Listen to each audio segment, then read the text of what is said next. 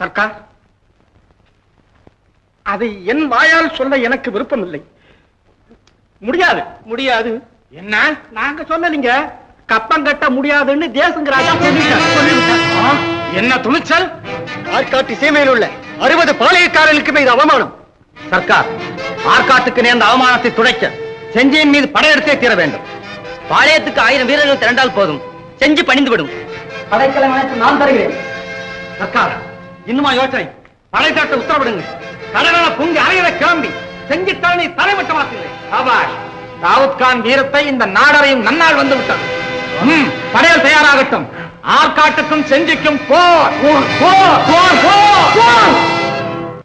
ஒன்று செஞ்சி அல்லது ஆற்காடு என்று முடிவு கட்ட ஆற்காடு துணிந்து விட்டது.